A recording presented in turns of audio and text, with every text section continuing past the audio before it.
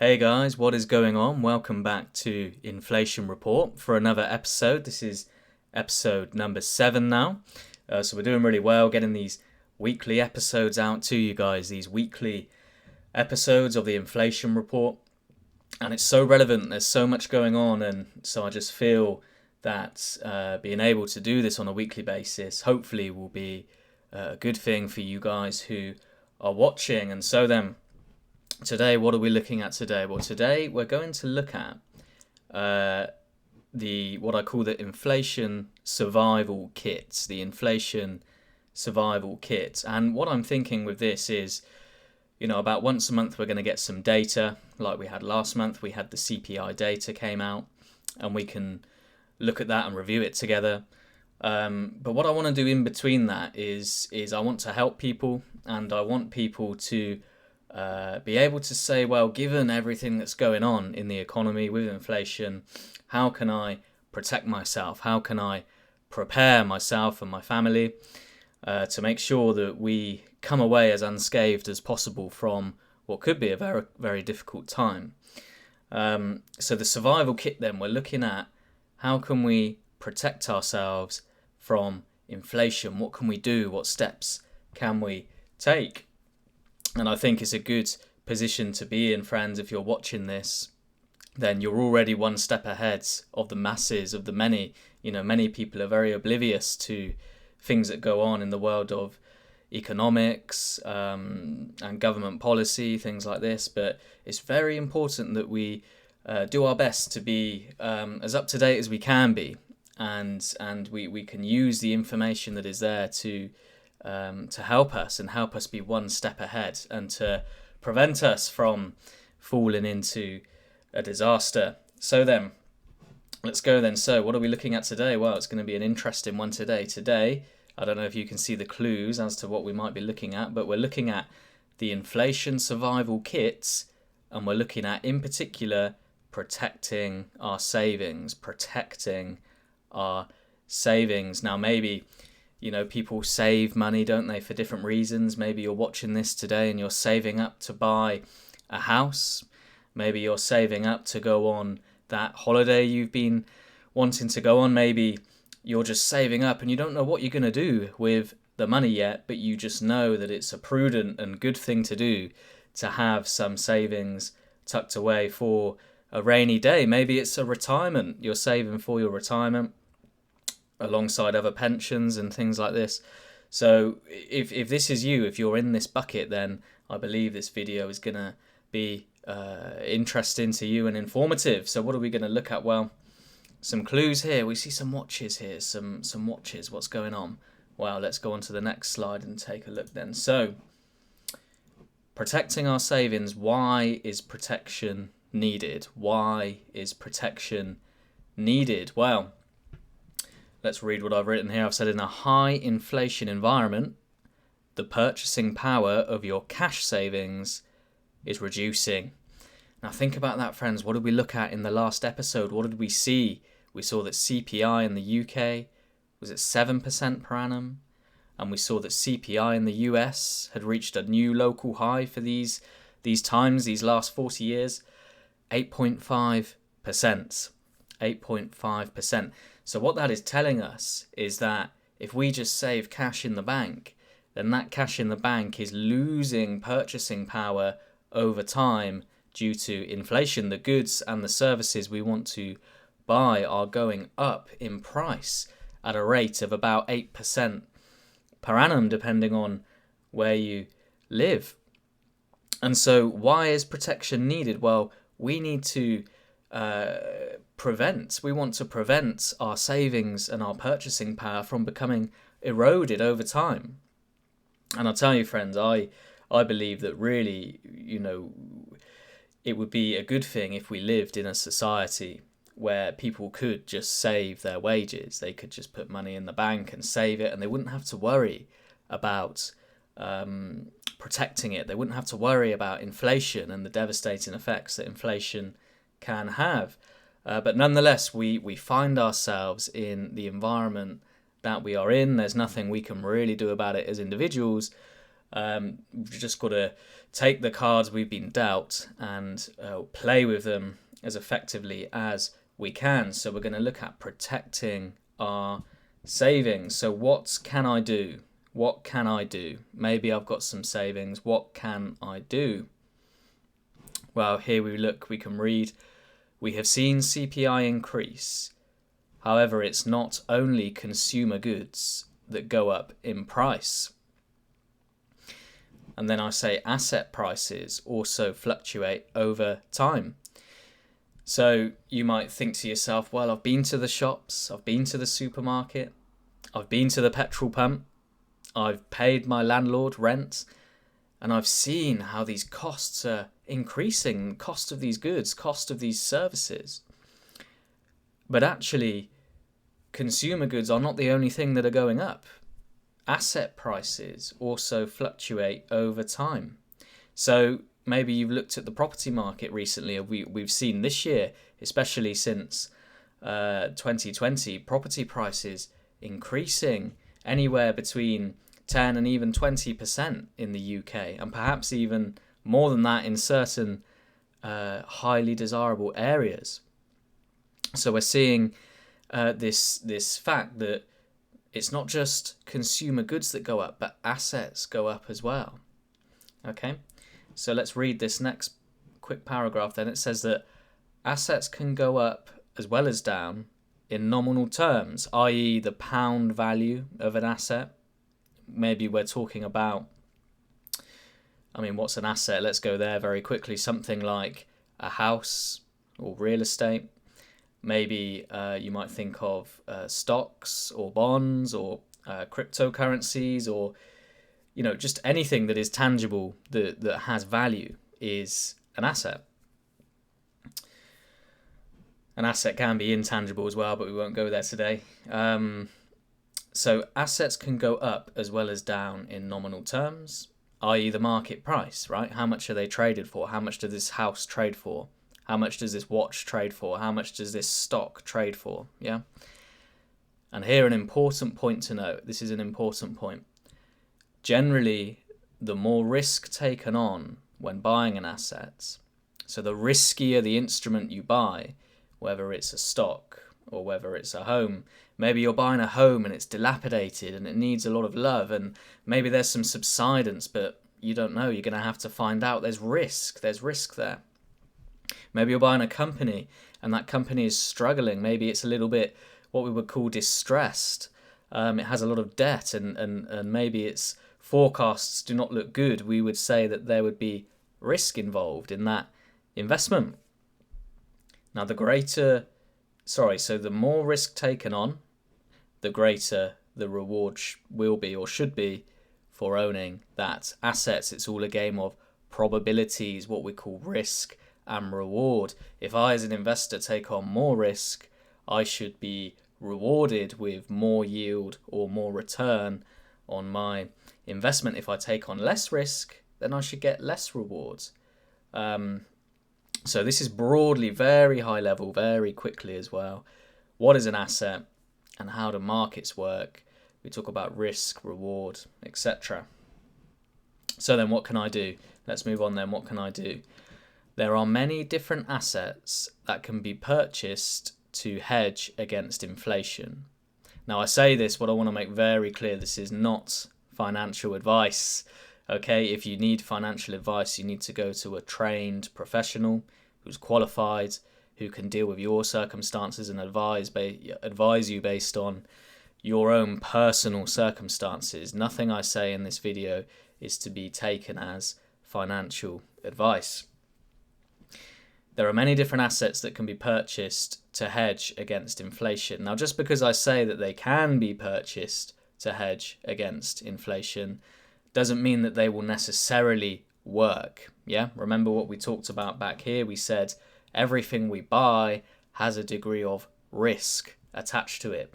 That you might buy, you might buy an ounce of gold in the hope that that will protect you against inflation, but there's a risk that it won't do its job. For example, there's a risk the price won't move, then it won't do its job. There's a risk you lose the gold coin or that you lose that ounce of gold, then it hasn't done its job because you've lost it, okay? So we need to remember there's risk involved. Nothing is guaranteed. So some assets, as an example, real estate, which is land and buildings, yeah. Stocks or financial instruments, so we think about the stock markets, gold, other precious metals, maybe silver or platinum, bonds or debt. Okay, this is called fixed income. This is where you would lend somebody money for a fixed rate of interest. Jewelry/art, and maybe you saw the photos at the start of this presentation. Maybe you're listening and you're not following along with the slides. That's fine. You all will be revealed in due course. Don't worry. So jewelry/art, and then a new asset class that has emerged in the last decade: Bitcoin, and maybe we could say cryptocurrencies in general, but Bitcoin we have down there. Okay then, friends, so today's focus: what method of hedging against inflation will we work on today? Well, we're going to focus today on the luxury wristwatch. And here we can see I've got a picture of a Rolex. This one's I believe this is a Rolex Daytona. And interestingly, you might not know this, but watches make very good stores of value in inflationary times. And those of you who are perhaps keep one eye on the watch market, you might be aware that over the last 2 years, the watch market has exploded completely, and prices have got silly. So I'm not saying that now is the time to buy or now is the time to go out and make such a investment, but we just want to look at the asset more broadly. So the luxury wristwatch, why is this a good inflation hedge? Why is this an asset that will match up with the CPI or maybe even outperform the CPI? Okay, so the luxury wristwatch, well, let's go into some detail here. I've got some really interesting nuggets of history and of information for you guys, so do pay attention. So we've got this chart here, this Rolex price chart. Now, this data I got from a very helpful site on the internet. And you can see here the price of a Rolex GMT wristwatch. Is a very sort of standard, sporty, stainless steel wristwatch. And we can see the price. Now, why have I got the years down here? And for those of you listening, the x-axis, the horizontal axis that I have here, is for the decade of 1970 to 1980, but I've extended it over to 84 as well. So we've got a 14-year period here from 1970 to 1984. And why do I use this period of history to look at? Why am I doing that? Well, remember back to our video a couple of weeks ago, we did a study of the 1970s, didn't we? We looked at that decade, we looked at inflation in that decade, and we were aware that inflation was high in the 1970s. In fact, inflation, the rates that we see now in the UK and the United States, we haven't seen these kind of rates since the 70s and the 80s. So what we're doing is we are drawing a bit of an assumption. We're saying, well, okay, if we're entering a high inflation environment, if we're entering a inflationary decade maybe, perhaps we can look to the 70s as an example of how the watch market may or may not perform. So then we can see the price of a Rolex GMT in 1970 was $255, and by 1977 it was $525, so that's already pretty much doubled, hasn't it? And then by 1982 it was $1,055, and by 84 it was $1,200. And what we can see here is in this 14-year period of 70 to 84, the retail price, this is not even the market value, this is the retail price of this watch, went from $250 to $1,200. That's about a 5-fold increase in the price of that watch. Now, I did have a brief look to see if I could find the market value of this watch back then, but I couldn't find any data relating to that. But that just gives you an indication of how much prices increase by just in that short 14-year period. And in fact, in the 10-year period from 1970 to 1980, the price rose by about just shy of 400%, just shy of a 4x, yeah? So think a Rolex GMT watch now, retail in the store is about, I believe it's about £8,000, maybe £9,000. Let's call it 10,000. So essentially we could say that perhaps even the retail price of one of these watches, if it's £10,000 now in 2022, and inflation is just kicking off, it's just getting roaring, then there's a possibility that the retail price of a GMT Rolex could be closer to £30,000 or £40,000 by the time the decade is out, by the time we're in the early 2030s, maybe 2032 sort of time. So that's very interesting to think about. Okay, then let's move on to the next slide. Hey guys, just a very quick note here before we go on to the next slide. In point 2 on the next slide, I talk about the CPI index from the 1970s growing from 73 to 264. This is actually the retail price index, the RPI. So I've just made a little mistake. So when I refer to CPI in point 2, I actually mean RPI. Okay. Let's look here at some headline facts. We've got the headline facts. During the 1970s, the retail price of a new Rolex grew by circa 380%. So that is a massive increase. That's like a 4-fold increase. And what drove that? Well, it must have been because of the inflation that was going on. You think Rolex manufacturer based in Switzerland, they have to get metals, materials, they have to purchase machinery, they have to utilize labor, the Swiss watchmakers, and all of that is cost. And if their costs were going up, then their prices, their sales prices also need to go up. I believe Rolex actually is a charitable, I believe it's a charitable organization. Correct me if I'm wrong, but I think that is their governance model, is a charity. But nonetheless, they still need to make a profit, or at least break even, in order to be commercially viable and for the brand and the business to continue. So as costs go up, prices go up. Now, the UK CPI index in the 1970s grew from an indice of 73 to 264, a 360% increase. So what am I saying here? Well, look, CPI went up 360% in the decade of the 1970s. The cost of a new Rolex went up 380%, so about the same. So what we're seeing here is that by buying this watch and holding it, provided you can sell it for what you paid for it, you're not necessarily making money on that investment, but you are holding at par with the inflation rate.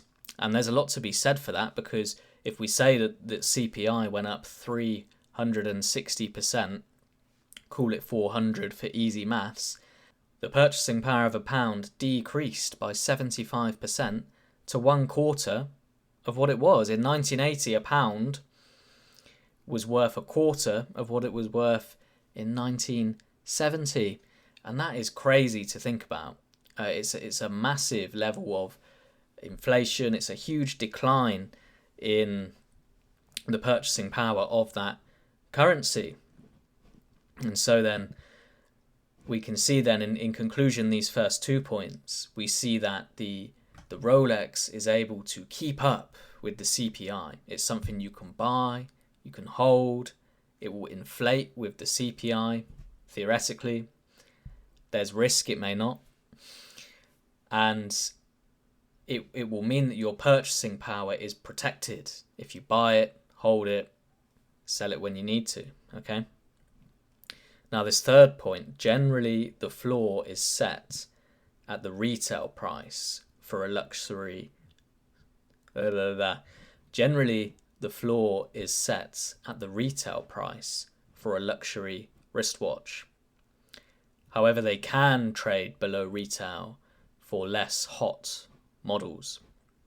So what do I mean? And maybe you've paid attention to the watch market recently, maybe you know exactly what I mean, but generally speaking, luxury watches such as Rolex, Patek Philippe, these sorts of brands, AP, if you can get hold of one of these at retail price, typically you will be able to resell that immediately on the second-hand market for at minimum what you paid for it,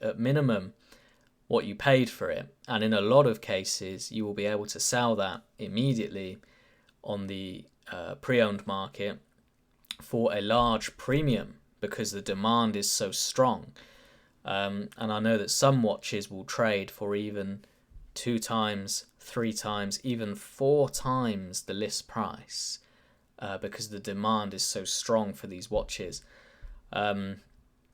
So that's very interesting to know and to remember that if you can buy one of these wristwatches from a jeweler's, then you're getting a very good, what we would call a very good entry. Your entry is very strong and your downside is mitigated because the resale potential is already, multiple percentage points higher than you got in.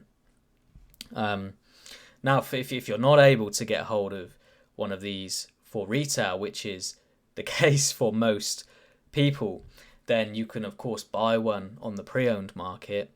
And my view, this is not investment advice, but my view is that even if you were to buy on the pre-owned market, a sensible piece, not a crazy hyped up piece, but a sensible piece, and you were to hold it for the next decade, I believe that you would protect your purchasing power to a given degree. And again, that's no guarantee. There is risk. It might not work out, but my view is that even if you buy over retail and you buy at market, you're still going to be able to preserve some or a lot of your, if not all of your purchasing power of that money that you have spent.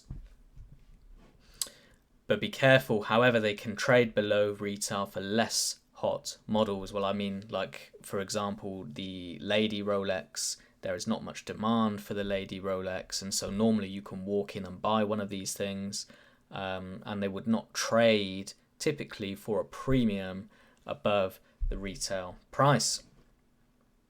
And here we go then, I've kind of said this already, but in times of high demand, well, at the moment, we tend to see luxury wristwatches trade for a premium above the retail price. I think a good example will be at the moment there's a watch called the Rolex Daytona. It's a very popular watch. You can get it in stainless steel with a black dial or a white dial.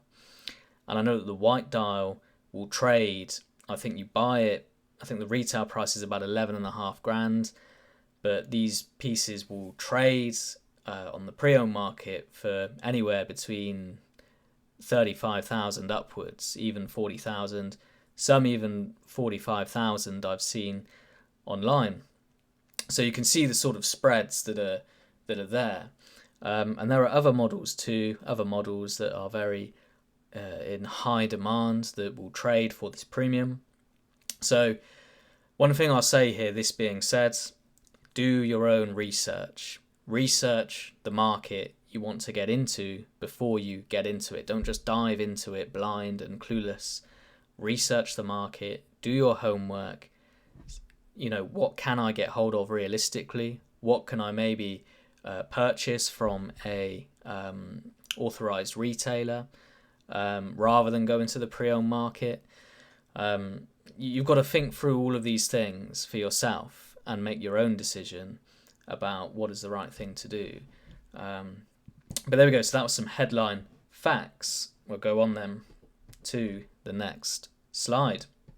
So friends, the next slide then, we're just going to look very quickly at some pros and some cons of the luxury wristwatch as a hedge against inflation, not as necessarily as a piece of jewelry that we like and appreciate and want to wear, but just from the point of view of hedging against inflation risk. So then pros, it's a physical asset not impacted by counterparty risk. What do I mean? Well, if you put your money in the bank, even with a major high street bank, if that bank were to fail and the government were not there to bail them out, or if they were to close and never open their doors again, that's it, your money is gone. Your money is gone. Maybe you put your money with a broker, or maybe you've got your money in a crypto exchange. Yeah, a lot of these crypto exchanges are risky. They are unregulated. They are often foreign. Maybe it's based in Singapore or Malta or something like this. There is risk involved with the counterparty. If the exchange collapses or is hacked, your money can be gone. But the wristwatch is a physical asset. You can put it in your pocket. You can put it on the wrist. Yeah. So there is no counterparty risk.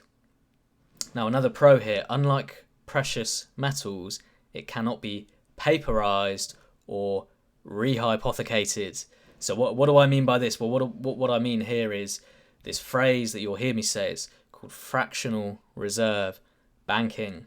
And the financial system is rife with fractional reserve banking, with paperization and rehypothecation. And broadly, if imagine if I was a bank and I had, let's say I had 1,000 bars of gold, well, I would look at that 1,000 bars of gold and I would say, well, I'm going to sell that to my customers, but what I'm going to do is I'm going to take that 1,000 bars of gold and I'm going to make contracts for 10,000 bars of gold. And then I'm going to sell to my customers 10,000 bars of gold.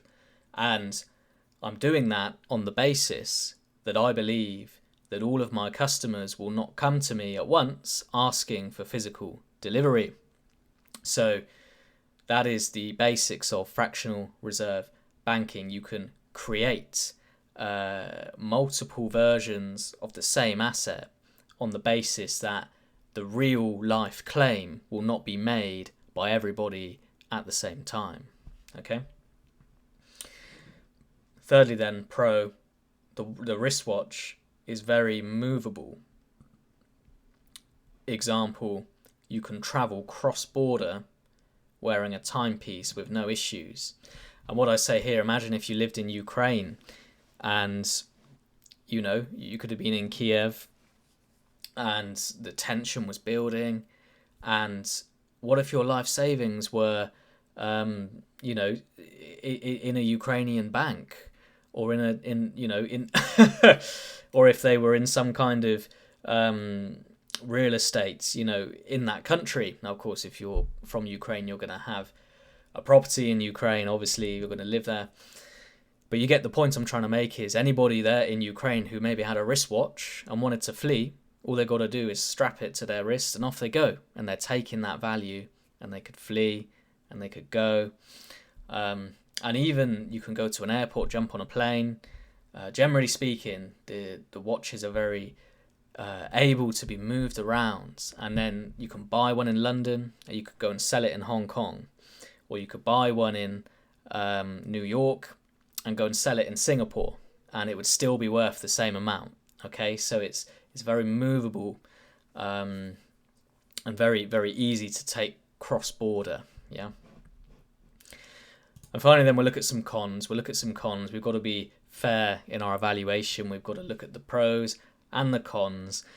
So the cons then of the luxury wristwatch, well, theft risk, be careful. And my advice, if you're buying a luxury wristwatch, my advice to you, get a safety deposit box with the bank. Okay, most commercial banks offer these. It's a very small annual fee and they will give you a safety deposit box. And especially if you have a very valuable collection, you can keep it in there and it will be kept safe by the bank. Second point, the wristwatch is less liquid than financial markets, such as the stock market or the crypto markets. Now, what do I mean by this? Liquidity is how easily can I take my asset and turn it into dollars or to pounds or to currency, okay? Now, the stock market or the crypto market, with these apps these days, you can just, instant, bam, and I've sold my stocks, bam, I've sold my cryptos, I've got dollars, or I've got stablecoin, or I've got pounds, or maybe you've got stablecoin pounds. So they are less liquid. You might, if you want to liquidate it, you might have to list the watch on the internet and say, for sale. You might have to go to parts of London, in the jewelry districts in London, where you can go and sell the watch to a dealer in person. Okay, so it's much less liquid than other markets. And the third point, there is a moderate barrier to entry, So maybe you're watching this and you're thinking, I've only got £2,000 of savings, or three or £4,000 worth of savings. Well, you're probably not going to be able to afford to buy a watch that will retain value. Most of these luxury wristwatches, really, they would start really at about $10,000. Now, maybe 2 years ago you could have got one for $5,000, but the market has gone so crazy these last 2 years. You really need about $10,000 to get started in this particular market. And finally, then, this is a key point. Market participants are limited. For example, minimal institutional money. And remember, when we speak about markets, why do markets go up or down? Well, it's because of supply or demand. And demand is a big factor. Now, when you think about the stock market, think how much demand there is for the stock market. You've got all this institutional money seeking yield. You've got all these big pension funds that are linked to corporates, that are linked to governments, all these high net worth individuals with cash that they want to invest into financial assets. That creates huge demand for these financial instruments. Now, is your workplace pension scheme about to go out and buy a load of Rolex? Of course not. Okay? That's ridiculous. They can't do that. That's not within their mandate. And nor would it really be wise for them to do that, because where are they going to store it? Who's going to look after them? It's how do they buy and sell quickly? They need liquidity. These big institutions, they need liquid markets that they can be in and out multiple times in the same day. And the watch market is not like that. So the market participants are limited. You're not going to get the big firms, the Fidelities, the Scottish Widows, BlackRock, all these big firms people talk about. They're not going to say, we've taken a position with luxury watches and we are now buying up luxury watches and sticking them in a vault. It could happen, it's just very unlikely to happen. Of course, if it did happen, you would see prices go absolutely crazy. I mean, crazy. Who knows what would happen to the prices in that situation. So there we go. So that was a wrap then for the luxury wristwatch. Remember, the focus today was how can we protect our savings? And to protect our savings, we might wish to diversify into assets. And the asset we looked at today was the luxury wristwatch. So I hope you enjoyed this video today. I hope you learned something. Do comment below. If you have any questions, I'm happy to get in touch. All the best, and I will see you on the next episode. Bye bye.